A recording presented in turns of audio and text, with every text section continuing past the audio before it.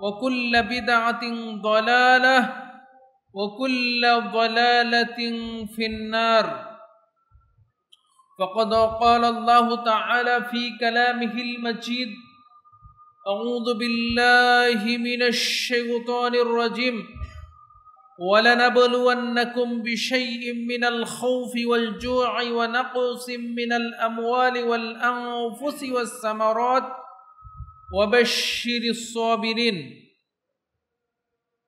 আলহামদুলিল্লাহ, আমরা আল্লাহ সুবহানাহু ওয়া তাআলার প্রশংসা জ্ঞাপন করছি যে আল্লাহ সুবহানাহু ওয়া তাআলা এই আকাশ এবং জমিনকে 6 দিনে সৃষ্টি করে আরশে সমুন্নত হয়েছেন।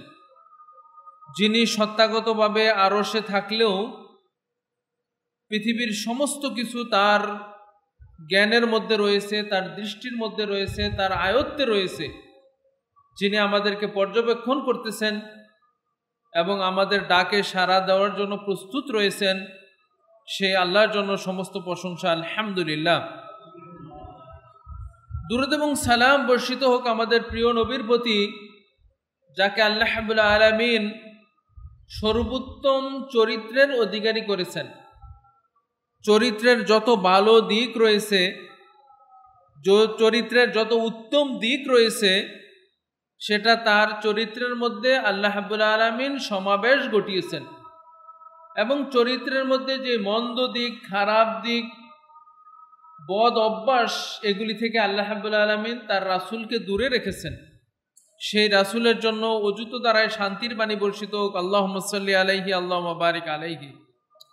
সম্মানিত জুমা জামাতের উপস্থিত মুসল্লিয়ান ইকরাম, আমরা আখলাক বা চরিত্রের উপরে আলোচনা করে আসছি। গত 2 জুমাতে আমরা 2টা ভালো চরিত্র নিয়ে আলোচনা করেছি। একটা চরিত্র ছিল আল আমানাত, আর একটা ছিল আল আদালাত। আমানত, নিরাপত্তা।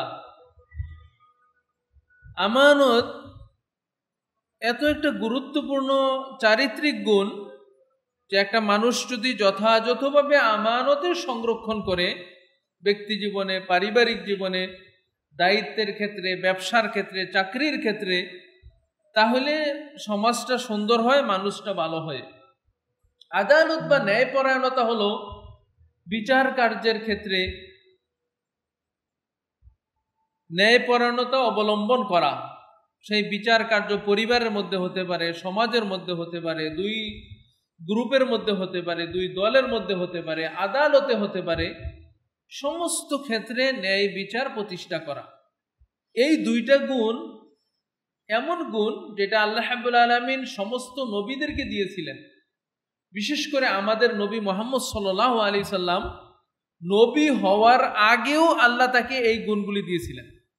তিনি তখনও নবী হননি, কিন্তু মক্কার লোকেরা রাসূল সাল্লাল্লাহু আলাইহি সাল্লামের কাছে আমানত সংরক্ষণ রাখতেন। বিচারের জন্য রাসূল সাল্লাল্লাহু আলাইহি সাল্লামকে ডেকে নিতেন। আবু জাহেল যখন কারো উপর অন্যায় করত, অত্যাচার করত, কারো সম্পদ কেড়ে নিত, তখন মজলুম প্রার্থীগণ রাসূল সাল্লাল্লাহু আলাইহি সাল্লামের কাছে চলে আসতেন, অথচ তিনি তখনও নবী হননি। তো আল্লাহ রাব্বুল আলামিন আমাদেরকে এই 2টা গুণ অর্জন করার তৌফিক দান করুক, আমিন। আজকে আমরা আরেকটা চারিত্রিক ভালো গুণ নিয়ে আলোচনা করব। সেটা হলো সবর বা ধৈর্য। এটা মুমিন জীবনের, মুসলিম জীবনের মানুষের, ভালো মানুষের একটা উত্তম চরিত্র, যেই চরিত্রের মাধ্যমে মানুষ ইসলামের বিধিবিধান যথাযথভাবে পালন করতে পারে। এক কথায় বলতে গেলে ইসলামটাই হলো ধৈর্য। আপনি ইসলামের যে কাজ করতে যাবেন ওখানে ধৈর্য লাগবে। ধৈর্যের আরবি শব্দ সবর। কোরআন এবং হাদিসে শব্দটা অনেক জায়গায় ব্যবহার করা হয়েছে। সবর শব্দটা, সবর শব্দের আবিধানিক অর্থ হলো আল হাবসু ওয়াল মানউ। হাবসুন মানে নিজেকে আবদ্ধ করে রাখা, নিজের কন্ট্রোলে রাখা, আর মানউন মানে নিষেধ করা। ইবনুল কাইয়িম রাহমাতুল্লাহ আলাইহি সবরের সংজ্ঞায় বলেছেন যে হাবসুন নাফসি আন মাহারিমিল্লাহ, নিজেকে আল্লাহ রাব্বুল আলামিন যতগুলি বিষয় নিষেধ করেছেন, হারাম করেছেন, এইগুলি থেকে কন্ট্রোলে রাখা। আল্লাহ রাব্বুল আলামিন যে জিনিসটা হারাম করেছেন ওইটাতে ঢুকে না যাওয়া, ওইটাতে অনুশীলন না করা, ওইটাতে ওই কাজটা না করাই হলো সবর। তারপরে তিনি বলছেন ওয়াহাবসুহা আলা ফারাইদিহি, আল্লাহ রাব্বুল আলামিন যেই ফরজ কাজগুলি করেছেন এইগুলির মধ্যে নিজেকে আবদ্ধ রাখা। একটা আবদ্ধ রাখবেন অন্যায় না করার জন্য, আরেকটা আবদ্ধ রাখবেন ভালো কাজ করার মধ্যে আবদ্ধ রাখা। তারপরে তিনি বলেছেন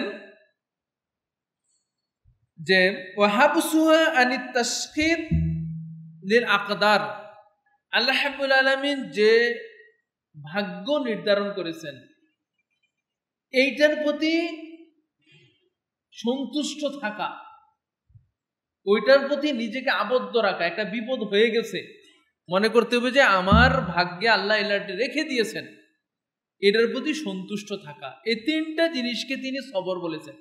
এক নম্বর সবর হলো যে মন্দ কাজ থেকে নিজেকে দূরে রাখা, দুই ভালো কাজে নিজেকে নিয়োজিত রাখা, তিন বিপদ আপদ তথা আল্লাহর যে নির্ধারিত তাকদীর এটার প্রতি রাজি খুশি থাকা, এটাকে তিনি সবর বলেছেন।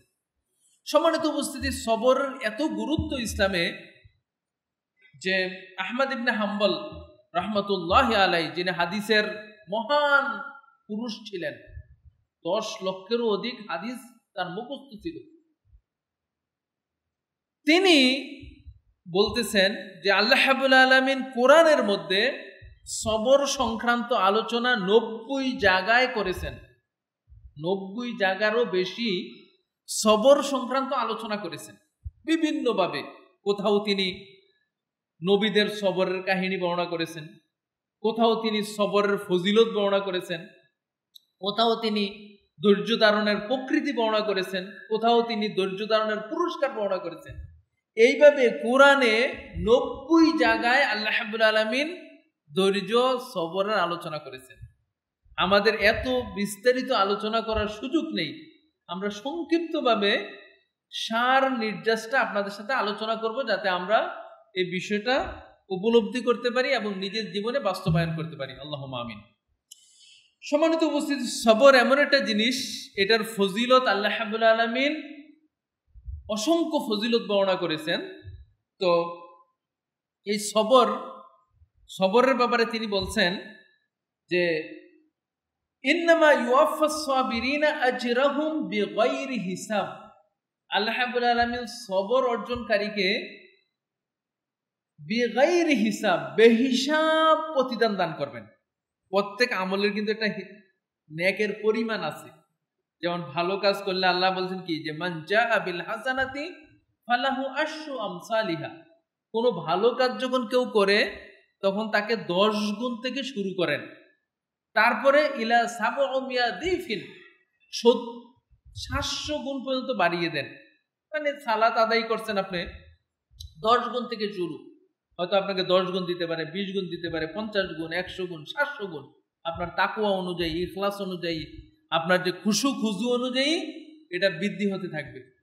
কিন্তু সবরের যে বিষয়টা, এটা আল্লাহ বলছেন বেগাইরি হিসাব, হিসাব ছাড়া আল্লাহ দিবেন। অনেকে আমরা বলি না যে ব্ল্যাঙ্ক চেক নিয়ে যাও, যা মন চায় তাই লেখো, মানে এর কোনো হিসাব নাই।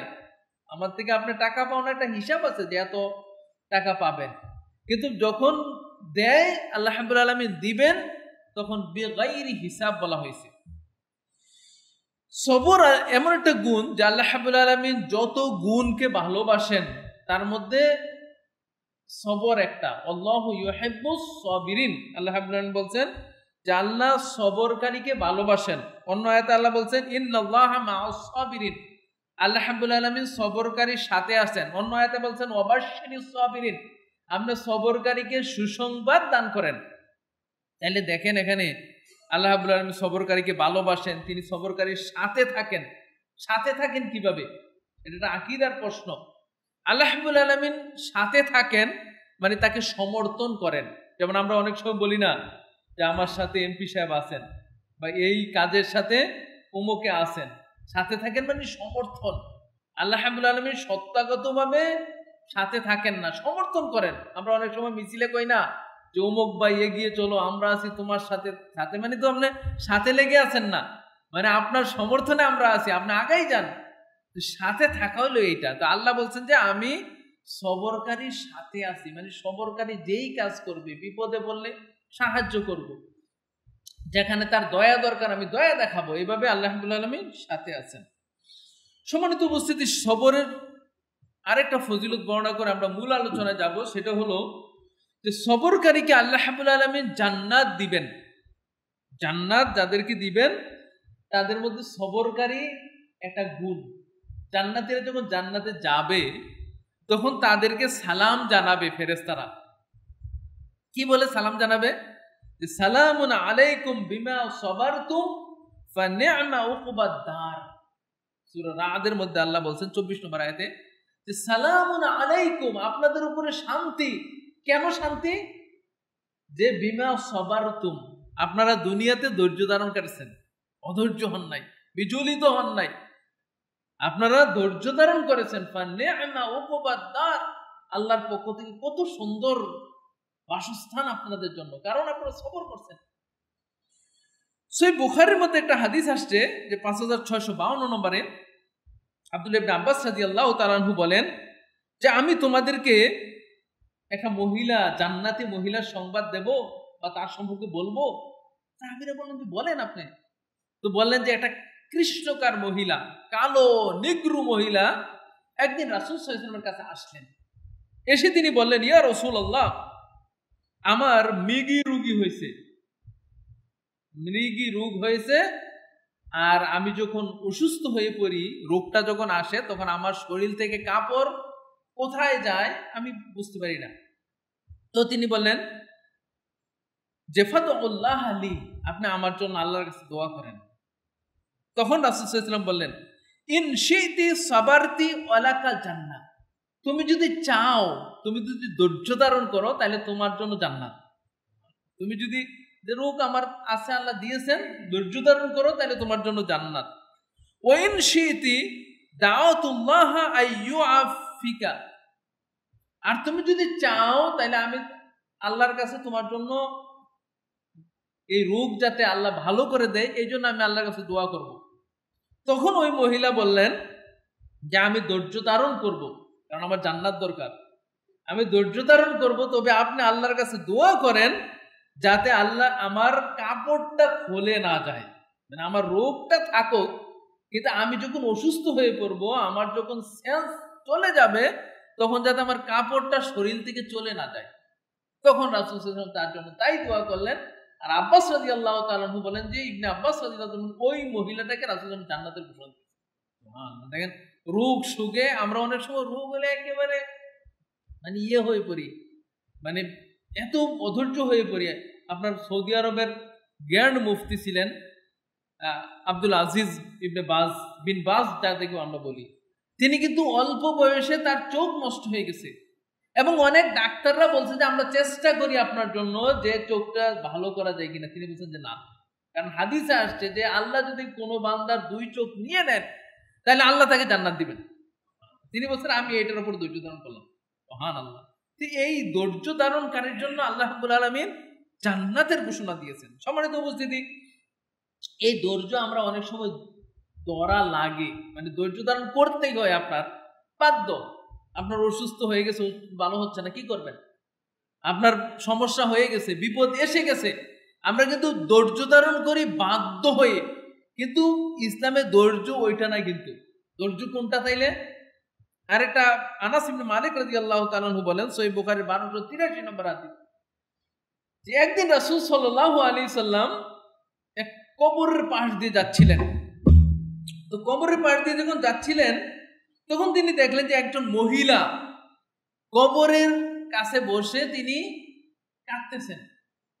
তো রাসূল সাল্লাল্লাহু আলাইহি সাল্লাম তখন তার কাছে গেলেন, যে বললেন যে ইত্তাকিল্লাহ ওয়াসবিরি, তুমি আল্লাহকে ভয় করো আর ধৈর্য ধারণ করো।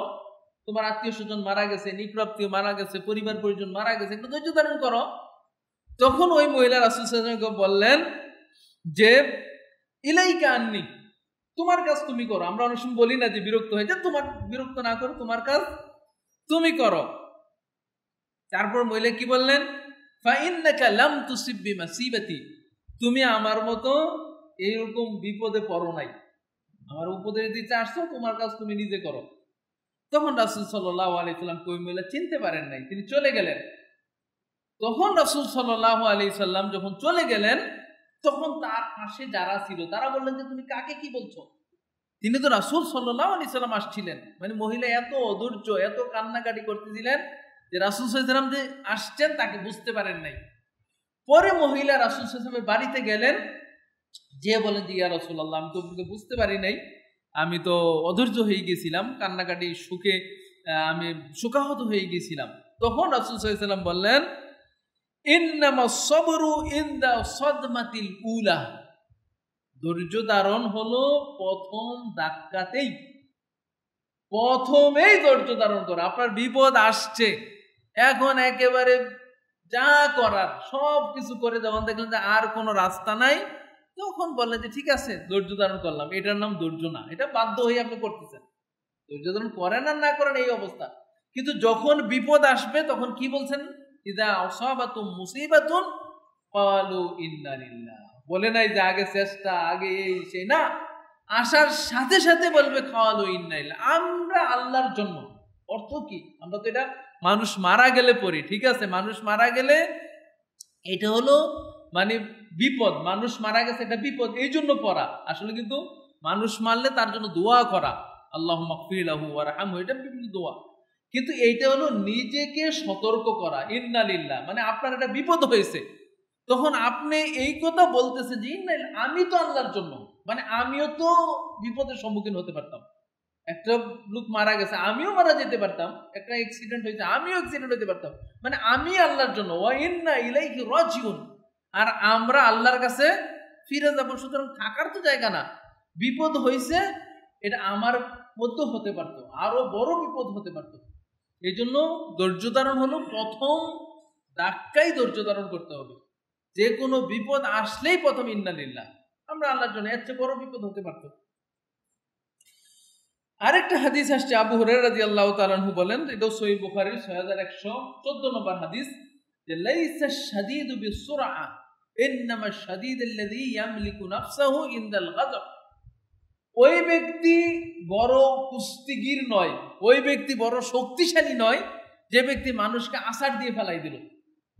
কুস্তিগীররা দেখেন না, বিরাট জিনিস ফেলাই দিছে, হ্যাঁ, বলতে ওই ব্যক্তি শক্তিশালী না ইসলামের দৃষ্টিতে।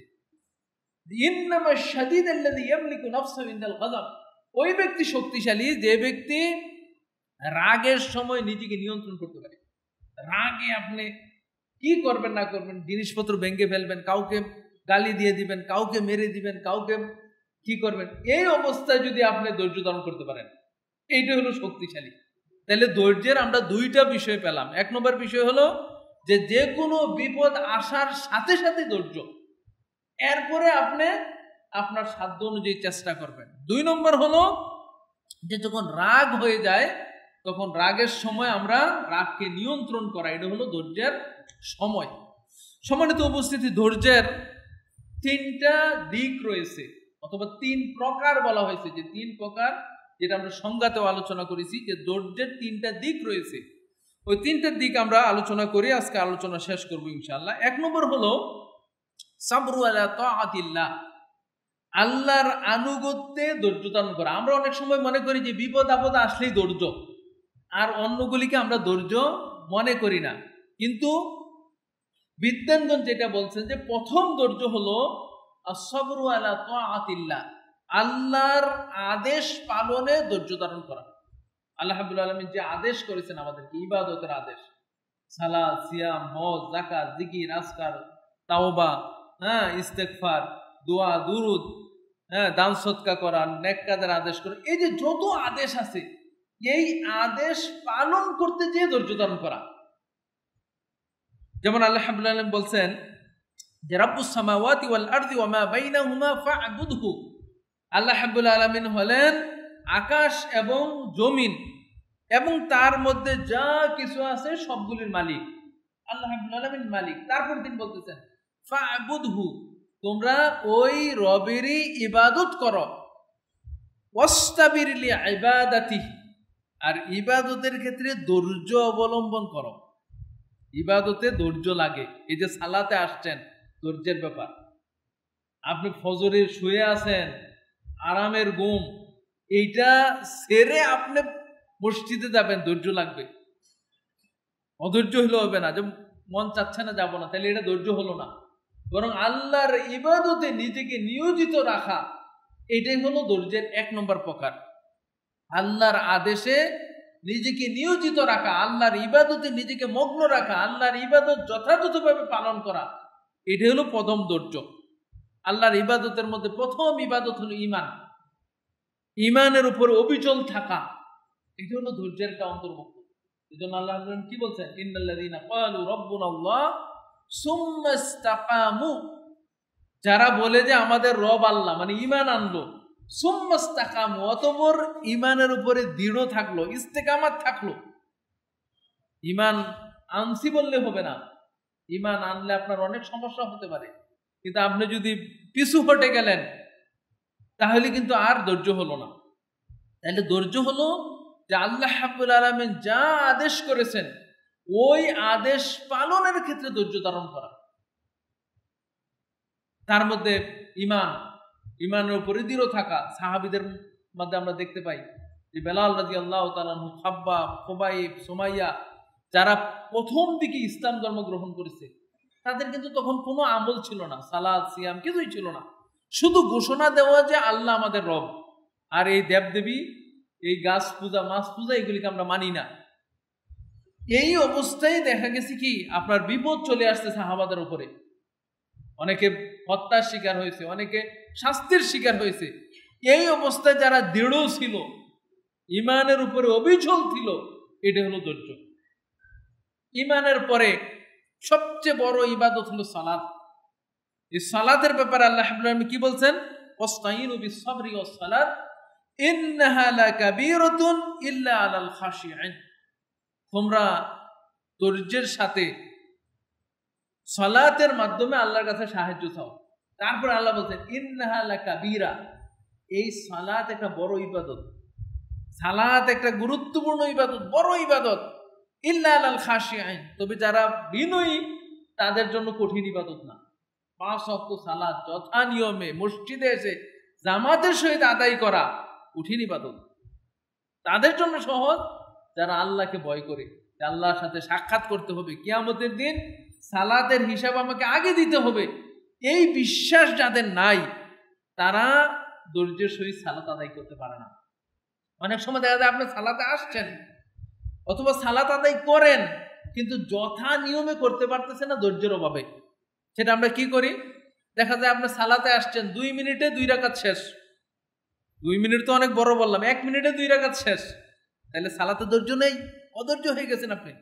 সালাতে আপনি দাঁড়িয়েছেন, রুকু, সিজদা, কিরাত, তাসবিহ, তাহলিল, এইগুলিকে যথাযথভাবে আদায় করা, এইটা হলো সালাতের মধ্যে ধৈর্য। এই জন্য রাসূল সাল্লাল্লাহু আলাইহি সাল্লাম আপনারা জানেন যে একজন সাহাবীকে কি বলছিলেন, যে তুমি আবার সালাত আদায় করো, সালাত আদায় করোনি।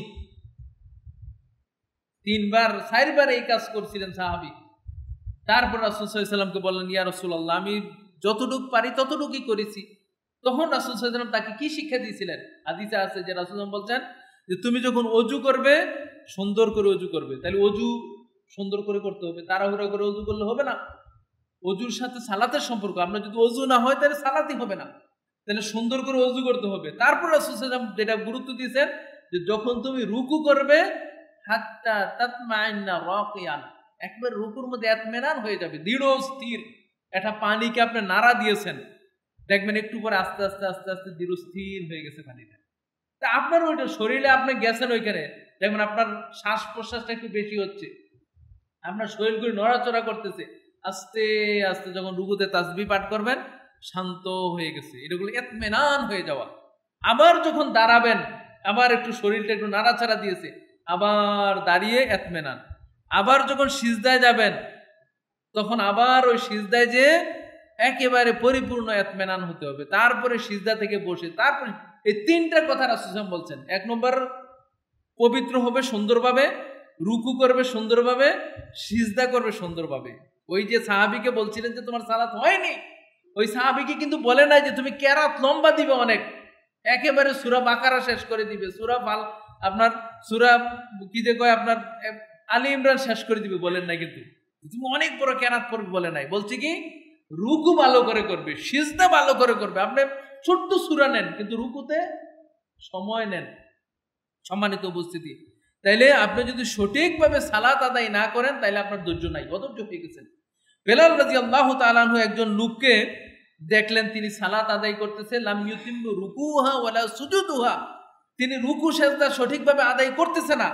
তখন বেলাল রাদিয়াল্লাহু তাআলা আনহু তাকে বললেন, লাউ মা তাআলা হাযা লামা তাআলা গায়রি মিল্লাতি মুহাম্মদ সাল্লাল্লাহু আলাইহি ওয়াসাল্লাম।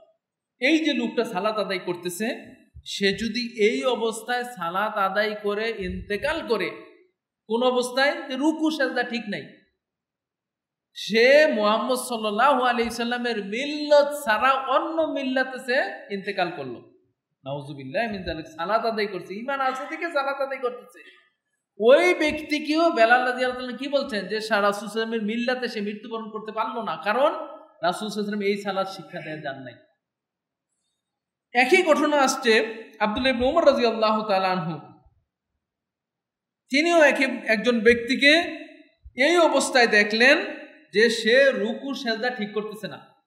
তখন তিনি ওই ব্যক্তিকে বললেন আইদ, মানে আবার সালাত আদায় করো, যেটা রাসূল সাল্লাল্লাহু আলাইহি ওয়াসাল্লাম সাহাবীকে বলছিলেন, আবার সালাত আদায় করো, তার মানে তোমার সালাত হয়নি। এই জন্য রাসূল সাল্লাল্লাহু আলাইহি সাল্লাম বলছেন আসওয়ান নাসিস সারাকা, চোরেরা হইল সবচেয়ে নিকৃষ্ট ব্যক্তি। সমাজে আজকে সমাজের মধ্যে দেখেন যে চুরি তুলতে একবার ধরা পড়ে একটা লোক নিকৃষ্ট ব্যক্তি, আর একটা হলো জেনা ব্যভিচার, এটি হলো নিকৃষ্ট আমল। যদিও শিরিক এর চেয়ে বড় আমল, পিতামাতার অবাধ্য হওয়া এর চেয়ে বড় আমল, অন্যকে হত্যা করা বড় আমল, হ্যাঁ, কিন্তু এগুলি হলো ঘৃণিত পাপ।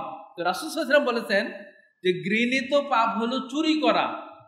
তারপরে তিনি বলছেন এর চেয়ে ঘৃণিত হলো সারাকা আল্লাযী ইয়াসরিকুস সালাত, তার চেয়ে ঘৃণিত হলো যে সালাতে চুরি করে।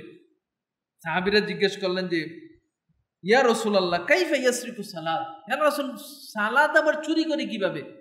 মানুষ মসজিদে আসে, সালাত আদায় করে বাড়িতে যায়, সালাতে চুরি করে কিভাবে? তখন রাসূল সাল্লাল্লাহু আলাইহি ওয়াসাল্লাম বললেন লাম ইয়াতিম্মু রুকুহা ওয়ালা সুজুদুহা, যে ব্যক্তি রুকু সিজদা যথাযথভাবে আদায় করে না সে হলো সালাত চোর। মুসনাদে আহমদের মধ্যে 22,690 নম্বরে হাদিসটা বর্ণিত হয়েছে। সম্মানিত উপস্থিতি, তাইলে ইবাদতের মধ্যে ধৈর্য হলো এটা যে ইবাদতের হক যথাযথভাবে আদায় করা। আপনি সালাতে এসেছেন, সালাতের হক যথাযথভাবে আদায় করা। আপনি সিয়াম রাখতেছেন, সিয়ামের হক যথাযথভাবে আদায় করা। আপনি যাকাত দিচ্ছেন, সঠিকভাবে যাকাত দেওয়া। আপনি যদি সঠিকভাবে যাকাত না দেন তাহলে যাকাতের হক আদায় হলো না, অধৈর্য হলেন, ধৈর্যশীল হলেন না। সম্মানিত উপস্থিতি, এমনিভাবে সমস্ত ইবাদত, আপনি দাড়ি রাখতে পারতেছেন না, তার মানে অধৈর্য। ধৈর্যের বিকৃতি বোঝা অধৈর্য। যদি ধৈর্য ধারণ করেন তাহলে ইসলামের বিধিবিধানের উপর ধৈর্য ধারণ করবেন। সম্মানিত উপস্থিতি, এমনিভাবে আল্লাহ রাব্বুল আলামিন যত আদেশ করেছেন সব আমলগুলি যথাযথভাবে করা হলো as-sabru ala ta'atillah, ধৈর্যের একটা প্রকার যে আল্লাহ যা আদেশ করেছেন ওইগুলির যথাযথভাবে অনুসরণ করা। ধৈর্যের দ্বিতীয় প্রকার হলো as-sabru an maharibillah, আল্লাহ রাব্বুল আলামিন যা নিষেধ করেছেন এইগুলি থেকে দূরে থাকা, এটা হলো ধৈর্য। যেমনটা করেছিলেন ইউসুফ আলাইহিস সালাম। আমরা জানেন যে ইউসুফ আলাইহিস সালাম তাকে যখন বিক্রি করে দেওয়া হলো, সেই কোথায় আপনার মিশরে চলে গেলেন। তিনি যুবক বয়স হলেন, সুদর্শন চেহারা, ইউসুফ আলাইহিস সালামের রূপ লাবণ্য অনেক সুন্দর ছিল। তিনি যেই বাড়িতে থাকতেন ওই মহিলা তাকে আপনার ঘরে নিয়ে গেলেন। কোরআনের ভাষায় ওয়া গাল্লাকাতিল আবওয়াব, অনেক দরজা বন্ধ করে দেওয়া হলো ইউসুফ আলাইহিস সালামকে নিয়ে। এবার তিনি অন্যায় কাজের জন্য ডাকলেন, হাই তালাক। তখন ইউসুফ আলাইহিস সালামের ধৈর্য দেখেন। তিনি যদি মনে করতেন যে আমি অসহায় মানুষ, বাবা নেই, হ্যাঁ, একটা সুযোগ পেয়েছি, ওনার বাড়িতে থাকি, না হলে কি বলবে, তিনি তখন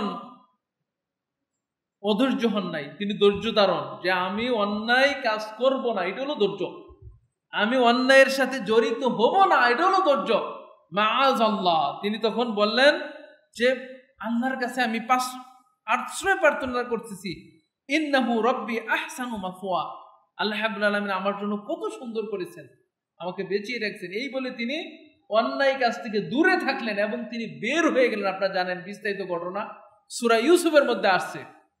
এটা হলো ধৈর্য। আর আমাদের অবস্থা আজকে দেখেন, মানে কোথায় আমাদের সেই মানে নিজেকে হেফাজত করা, ধৈর্যের মানে ইজ্জতের সংরক্ষণ করা, এগুলি আমাদের মধ্যে আজকাল উঠে গেছে, কারণ আমরা অধৈর্য হয়ে গেছি, ধৈর্য নেই। সম্মানিত উপস্থিতি, এই জন্য আল্লাহ রাব্বুল আলামিন যত অন্যায় কাজ রেখেছেন সবগুলি থেকে নিজেকে বিরত রাখা। এই জন্য আল্লাহ রাব্বুল আলামিন যাদেরকে আরশের নিচে স্থান দিবেন কিয়ামতের দিন, তার মধ্যে এক ব্যক্তি হলো কি, রাজুলুন দাআতহু ইমরাতুন যা মানসাবিন ওয়া জামালিন ক্বালা ইন্নী আখাফুল্লাহ। এমন ব্যক্তিকে আল্লাহ রাব্বুল আলামিন আরশের নিচে স্থান দিবেন, যেই ব্যক্তিকে কোনো উচ্চ বংশের মহিলা, উচ্চ বংশের মেয়ে এবং সুন্দরী মেয়ে অন্যায়ের জন্য আহ্বান করেছে। আর ওই যুবক যদি বলতে পারে ইন্নী আখাফুল্লাহ, আমি আল্লাহকে ভয় করি। হাদিসে দেখেন, সুন্দরী অনেক সময় কুৎসিত হইলে বলতে পারে মানে দেখতে সুন্দর না, আবার উচ্চ বংশের, গরিব না, এই দুইটা গুণ সমৃদ্ধ মহিলা। আর আজকে আমাদের যুবকদের কি অবস্থা, এই গুণ থাকা তো দূরের কথা, নিজেকে কিভাবে আজকে বিলিয়ে দিচ্ছে। সম্মানিত উপস্থিতি, এই জন্য সমস্ত অন্যায় থেকে নিজেকে বিরত রাখা। আমরা অনেক সময় অন্যায় থেকে বিরত থাকতে পারি না। আমি মনে করি যে অফিসের সবাই অন্যায়ের সাথে জড়িত, সবাই ঘুষ খাচ্ছে, আমি আর বসে থেকে কি করবো। সম্মানিত উপস্থিতি, এইটি ধৈর্য। আপনি যদি নিজেকে অন্যায়ের সাথে গা ভাসিয়ে দেন, তাহলে আপনি অধৈর্য হয়ে গেলেন। আল্লাহর যে পুরস্কার, আল্লাহর যে জান্নাত আপনার জন্য রাখা হয়েছে, এটা আপনার ভাগ্য হবে না। এই জন্য অন্যায় থেকে নিজেকে বিরত রাখাই হলো ধৈর্য। অন্যায় থেকে, অফিসের সবাই আপনি জানেন অন্যায় করতেছে এবং আপনার সুযোগ আছে অন্যায় করার, তাও আপনি দূরে থাকলেন, এটাই হলো ধৈর্য। সবাই দেখা যায় আপনার সুদের সাথে জড়িত। আপনি মনে করলেন যে গ্রামের সবাই তো আপনার টাকা লাগাচ্ছে আর ভালোভাবে চলতেছে, আমি এত কষ্ট করার কি দরকার, আপনিও সুদে লাগাইলেন, তাইলে আপনার হইল না। সবাই ছেলের বিয়েতে যৌতুক নিচ্ছে, কারণ আপনিও বললেন যে আমি আর পয়সা থেকে লাভ কি, তাইলে আপনি ধৈর্যশীল হলেন না। যত অন্যায় আছে সমস্ত অন্যায় থেকে নিজেকে বিরত থাকার নাম হলো ধৈর্য। সম্মানিত উপস্থিতি, আল্লাহ যত কিছু আরাম করে দিয়েছেন। এই জন্য রাসূল সাল্লাল্লাহু আলাইহি সাল্লাম হাদিসের মধ্যে কিয়ামতের প্রাককালে কি অবস্থা হবে মানুষের এক হাদিসের মধ্যে বলছেন, সহিহ মুসলিমের 118 নম্বর হাদিস, বাদিরু বিল আমালি, তোমরা আমলের জন্য এগিয়ে যাও, আমল করতে থাকো, কিতআন কা ফিতানান কা কিতআইল লাইলিল মুজলাম, এমন ভাবে তোমাদেরকে ফিতনা আবদ্ধ করবে যেমন অন্ধকার মানুষকে আবদ্ধ করে দেয়। অন্ধকার মানুষকে যেভাবে একেবারে অন্ধকারে ফেলে দেয়, সে কোনো দিক বিদিক খুঁজে পায় না, এইরকম তোমাদের অবস্থা হবে। তারপর রাসূল সাল্লাল্লাহু আলাইহি ওয়াসাল্লাম একটা কঠিন কথা বলেছেন, যত কঠিন হাদিস আছে তার মধ্যে এটা একটা, ইউসবিহুর রাজুলু মুমিনান ওয়া ইউমসি কাফিরান, একটা লোক সকালবেলা মুমিন হিসাবে সকাল করবে, ঘুম থেকে উঠবে, ওয়া ইউমসি কাফিরান, আর বিকাল হইতে হইতে সে কাফের হয়ে যাবে। চিন্তা করছেন আপনি, মুমিন মানে সে জান্নাতে যাবে, আল্লাহর সন্তুষ্টি নিয়ে সে জান্নাতে যাবে, আর কাফের মানে চিরস্থায়ী জাহান্নাম। তারপর আবার তিনি বলছেন ওয়ুমসি কাফিরান ওয়া ইউসবিহু মুমিনান, আবার একজন লোক এমন হবে যে সন্ধ্যার সময় সে কাফের ছিল, সকালে সে মুমিন হয়ে যাবে। কেন এটা হবে? রাসূল সাল্লাল্লাহু আলাইহি ওয়াসাল্লাম বলেছেন ইয়াবিউ দীনাহু লিআরদিদ দুনিয়া, এটা এই জন্য হবে যে মানুষ দুনিয়ার জন্য তার দিনকে বিক্রি করে দিবে, দুনিয়ার একটু লাভের জন্য দিনকে বিক্রি করে দিবে। মানুষ অন্যায়ের সাথে জড়িত হয়ে যাবে, খারাপের সাথে জড়িত হয়ে যাবে, অন্যায় কাজকে স্বাভাবিক মনে করবে। কেন? এই দুনিয়ার একটু টাকার জন্য, দুনিয়ার একটু সম্পদের জন্য, দুনিয়ার একটু ভোগ বিলাসের জন্য, দুনিয়ার একটু বাড়ি গাড়ির জন্য। আজকে দেখেন যত অন্যায়ের সাথে মানুষ জড়িত, সব এই দুনিয়ার জন্য, দুনিয়ার জন্য সে দিন বিক্রি করে দিয়েছে। সম্মানিত উপস্থিতি, এই জন্য নিজেকে কন্ট্রোলে রাখা। সবাই অন্যায় করতেছে কিন্তু আমি করব না, এটার নাম ধৈর্য।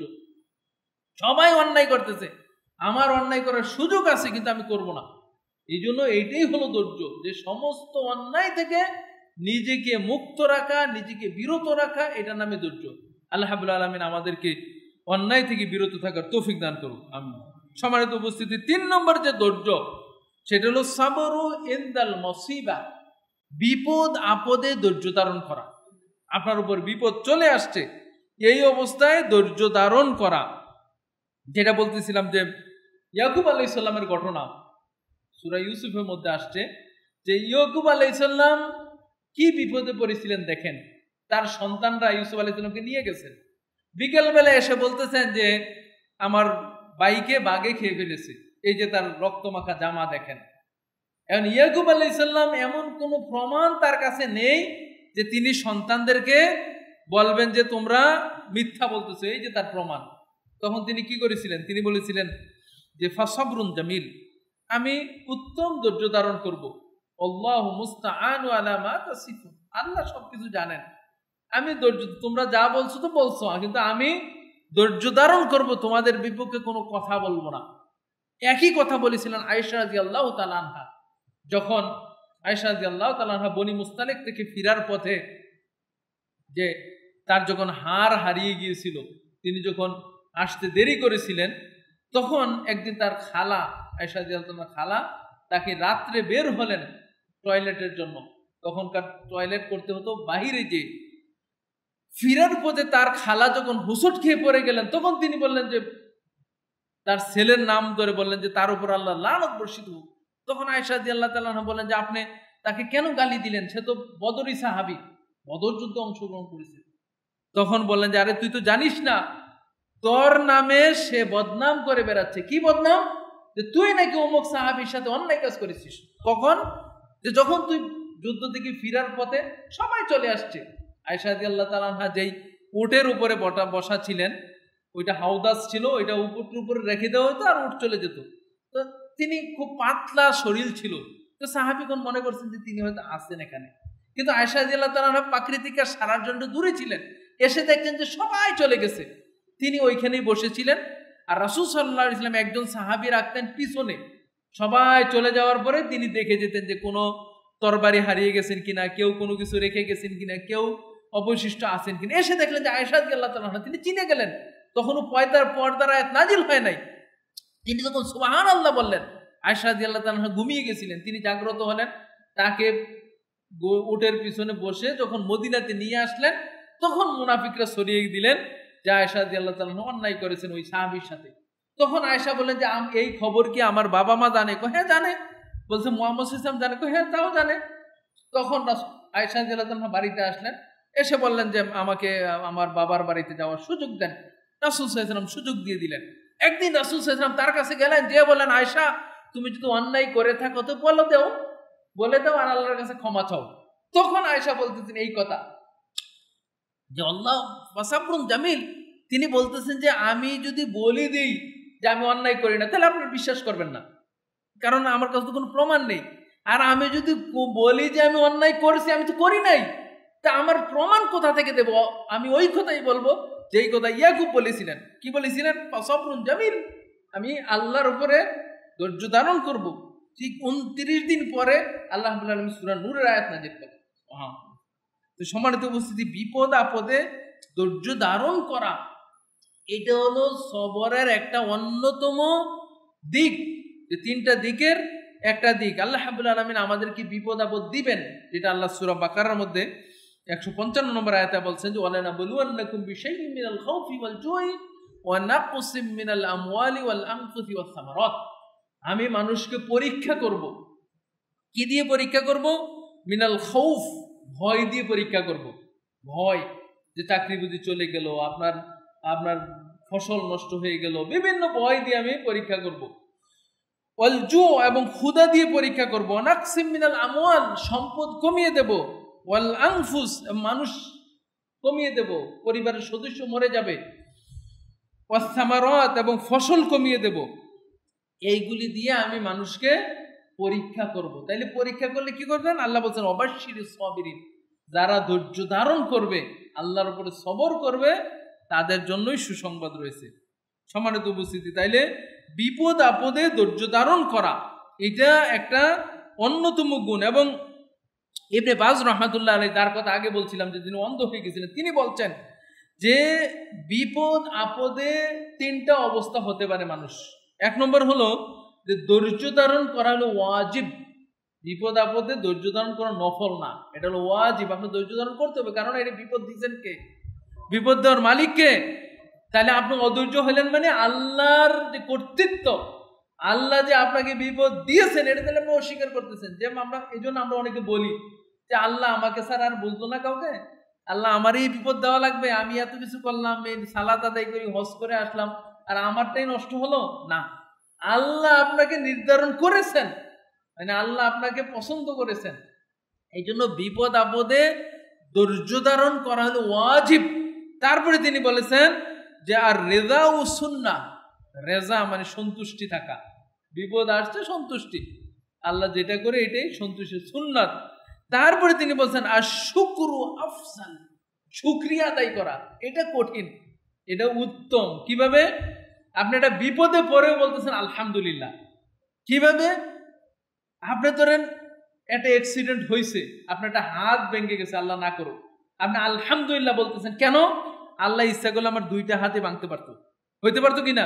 পারতাম না। দুইটা হাত ভেঙে গেছে, আপনার দুইটা পাও ভেঙে যেতে পারতো, দুইটা পাও তো ভালো আছে, দুইটা পাও ভেঙে গেছে, আপনি মারা যেতে পারতেন। মানে চিন্তা করতে হবে মানুষকে যে আমি যেই বিপদে পড়ছি এর চেয়ে আরো বেশি হইতে পারতো কিনা? পারতো, আর তো, কিন্তু আল্লাহ আমাকে রক্ষা করে দিচ্ছেন। এই জন্য আর রাসূল সাল্লাল্লাহু আলাইহি ওয়াসাল্লাম বলছে উনজুরু আলা মান আসফালা মিনকুম, তোমাদের নিচে যে আছে তার দিকে তাকাও। আপনার টিনের ঘর আছে, আর আপনি যদি বিল্ডিং এর দিকে তাকান তাহলে শুকরিয়া আসবে না। আপনাকে তাকাইতে হবে যে সনের ঘরে যে আছে, যার গণ নাই তার দিকে তাকাতে হবে। আপনার একটা হাত নাই, আপনি দেখতে হবে যে দুইটা হাত যার নাই তার দিকে তাকান। আপনার একটা চোখ নাই, আপনি দেখতে হবে যে দুইটা চোখ যার নাই তার দিকে তাকান। এই জন্য রাসূল সাল্লাল্লাহু আলাইহি ওয়াসাল্লাম বলছে যে তুমি নিচের দিকে তাকাও, ওয়ালা তানজুরু আলা মান আ'লা মিনকুম, তোমার উপরে যারা আছে তার দিকে তাকাইও না, তাইলে তুমি শুকরিয়া হবে না। তো সম্মানিত উপস্থিতি, এই জন্য যেই অবস্থায় থাকেন এই অবস্থায় আলহামদুলিল্লাহ বলা এটা হলো সবচেয়ে উত্তম। সম্মানিত উপস্থিতি, আর একটা পয়েন্ট বলে আমি শেষ করবো, সেটা হলো যে বিপদ আপদ কেন আল্লাহ দেন? আমরা অনেক সময় হিকমতটা বুঝি না। আল্লাহ রাব্বুল আলামিন বিপদ দেন, এখানে চারটা কারণ আমি উল্লেখ করি, শেষ করব। এক নম্বর হলো বিপদ আপদ দেন আপনাকে পরীক্ষা করার জন্য। আপনি যে মুমিন, ইমানের দাবিতে যে আপনি সত্যবাদী, এটা জানার জন্য আল্লাহ পরীক্ষা দেন।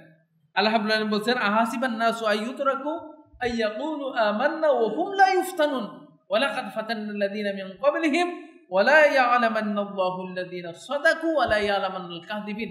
আপনি যে ইমানের দাবিতে সত্যবাদী, জান্নাতে যাওয়ার হকদার কিনা আপনি, এটা জানার জন্য আল্লাহ পরীক্ষা দেন। আপনি ভালো অবস্থানে আছেন, খুব ভালো, খুব জিকির আজকার চলতেছে, সালাত সিয়াম চলতেছে, কিন্তু একটা বিপদে পড়লে কি করেন আল্লাহ এটা দেখতেছেন। এই অবস্থায় যিনি শুকরিয়া আদায় করতে পারেন তিনি আল্লাহর প্রিয় বান্দা। এই জন্য আপনি জান্নাতে আল্লাহ ধৈর্য ধারণকারীর জন্য রেখেছেন। আপনি যদি বিপদেই না পড়লেন তাহলে আল্লাহ কিভাবে বুঝবেন যে আপনি যে ধৈর্য ধারণকারী? আল্লাহ যদি আপনাকে বলেন যে বান্দা তোমাকে আমি ধৈর্য ধারণকারী পাই নাই, তখন আল্লাহ বলবেন যে, আপনি বলবেন যে আল্লাহ আমাকে বিপদেও ফালান নাই। তা আল্লাহ যাতে প্রমাণ রাখতে পারেন যে আপনি বিপদে ধৈর্য ধারণ করেন কি করেন না, এই জন্যই বিপদ আসে। তাহলে এক নম্বর বিপদ আসে কেন? আমাদেরকে পরীক্ষা করার জন্য। দুই নম্বর বিপদ আসে আমি পাপ ছেড়ে দেওয়ার সতর্কতা স্বরূপ। একটা মানুষ দেখবেন মাঝে মাঝে ডিভাইডার দিয়ে রাখে, রাস্তাটা একটু উঁচু করে রাখে। কেন? কারণ আপনি যে স্পিডে আসতেছেন ওই স্পিড যদি ঠিক রাখেন, না কমান, তাহলে সামনে অ্যাক্সিডেন্টের সম্ভাবনা আছে। এই জন্য স্পিড ব্রেকার দিয়ে রাখা হয়। তা আপনার জীবন যেভাবে চলতেছে, আপনি যদি এভাবে চলেন, আল্লাহ রাব্বুল আলামিন দেখতেছেন যে আপনি জাহান্নামে চলে যাবেন। এই জন্য আপনাকে বিপদ দেন। যেমন আল্লাহ বলছেন ওয়ালা নুযিকান্নাহুম বা'দাল্লাযী ওয়ালা নুযিকান্নাহুম মিন আযাবিল আদনা দুনা আযাবিল আকবার লাআল্লাহুম ইয়ারজুন। আমি বড় আযাব দেওয়ার আগে ছোট আযাব দেই। কেন? যাতে করে তারা ফিরে আসে। দেখবেন একটা মানুষ অন্যায় করতেছে, কিন্তু বাবা মারা গেছে, মসজিদে চলে আসছে সে, জীবনে নামাজ পড়ে নাই, 2 বছর 3 বছর মসজিদে দেখেন নাই, কিন্তু তার বাবা মারা গেছে মসজিদে চলে আসছে। কেন? একটা বিপদ পেয়ে মনে করছে, একটা অসুখ হয়ে গেছে একজনে, দেখবেন দান সৎকার করতেছে। মানে মানুষ যখন বিপদে পড়ে তখন আল্লাহমুখী হয়। তা আল্লাহ বলতেছেন যে আমি তোমাকে বিপদ দেই আমার আল্লাহমুখী হওয়ার জন্য। 3 নম্বরে বিপদ দেয় আল্লাহ রাব্বুল আলামিন গুনাহ ক্ষমা করার জন্য। আপনার উপরে মুমিনের সমস্ত বিপদ তার গুনাহ ক্ষমা করিয়ে দেওয়া হয়। আল্লাহ রাব্বুল আলামিন রাসূল সাল্লাল্লাহু আলাইহি ওয়াসাল্লাম হাদিসে বলছেন যে মানুষ যখন বিপদে পড়ে, মা ইউসিবুল মুসলিমুনা মিন নাসবিন ওয়ালা ওয়াসিবিন ওয়ালা হাম্মিন ওয়ালা গাম্মিন হাত্তা শাওকাতু ইউশাকুহা ইল্লা কাফফারাতুল্লাহি আলাইহিল খাতায়া। মানুষ যত বিপদে পড়ে, এমনকি একটা কাঁটাও যদি তার পায়ে ঢোকে, এর বিনিময়ে আল্লাহ তাকে ক্ষমা করে দেন। সুবহানাল্লাহ। আপনি যে চিন্তায় পড়লেন, আপনার একটা ব্যবসাতে সমস্যা হয়েছে, আপনার পরিবারের সমস্যা, এই যে চিন্তা ছিলেন আপনি যদি মুমিন হন, এর জন্য আল্লাহ রাব্বুল আলামিন আপনার গুনাহ ক্ষমা করে দেবেন। সুবহানাল্লাহ।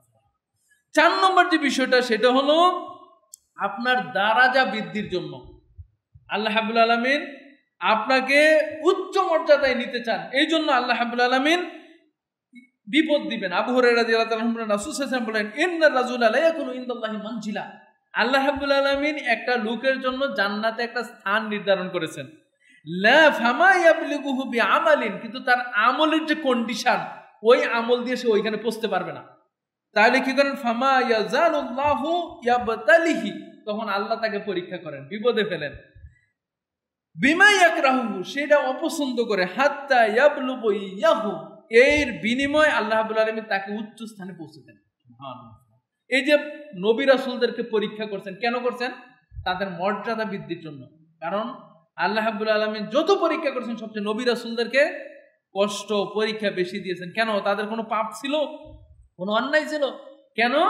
আল্লাহ তাদের মর্যাদা বৃদ্ধি করতে চান। সম্মানিত উপস্থিতি, এই জন্য পাপ কোনো যদি বিপদ আপদ আসে, তো মনে করবেন যে 4টার একটা, এক হয় আল্লাহ আপনাকে পরীক্ষা করবেন যে এই বিপদে পড়ে আল্লাহকে আপনি বলে যান না আল্লাহকে স্মরণ করেন। 2, আপনাকে সতর্ক যে আমি কোনো পাপ করে ফেললাম কিনা, আমি কোনো অন্যায় করলাম কিনা, আমি কোনো অসৎ কাজ করতেছি কিনা, আল্লাহ কেন বিপদ দিলেন, সতর্ক হবেন।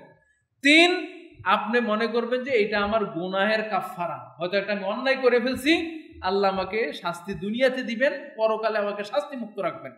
4 নম্বর হলো আল্লাহ মনে করবেন যে আল্লাহ হয়তো আমার এই বিপদের কারণে আল্লাহ আমাকে পরকালে আমার দরাজা, আমার মর্যাদা, আমার জান্নাতে আরো সুযোগ সুবিধা বাড়িয়ে দিবেন। এই 4টার যে কোনো একটা হবে বিপদ আপদ আসলে, যদি মুমিন হয়ে থাকেন। আল্লাহ রাব্বুল আলামিন আমাদেরকে বুঝার তৌফিক দান করুক। আল্লাহ। সম্মানিত উপস্থিতি, তাহলে ধৈর্যের 3টা দিক বললাম আমরা। 1 নম্বর হলো ভালো কাজে নিয়োজিত রাখা, ভালো কাজে নিজেকে নিয়োজিত রাখা হলো ধৈর্য।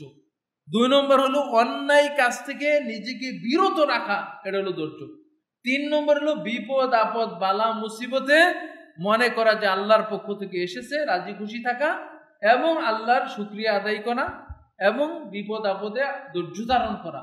এই 3টা হলো ধৈর্যের 3টা দিক। আল্লাহ রাব্বুল আলামিন আমাদেরকে যথাযথভাবে ধৈর্য ধারণ করার তৌফিক দান করুক এবং ধৈর্যের মতো গুণ অর্জন করে আমরা যাতে জান্নাতে যেতে পারি, রাসূল সাল্লাল্লাহু আলাইহি ওয়াসাল্লামের সাথে জান্নাতে থাকতে পারি, জান্নাতুল ফেরদাউসের অধিবাসী হতে পারি, আল্লাহ আমাদেরকে সেই তৌফিক দান করুন। হাযা ওয়া সাল্লাল্লাহু আলা নবিয়িনা মুহাম্মদ ওয়া আলা আলিহি ওয়া সাহবিহি আজমাইন। আল্লাহুম্মা সাল্লি আলাইহি ওয়া সাল্লাম।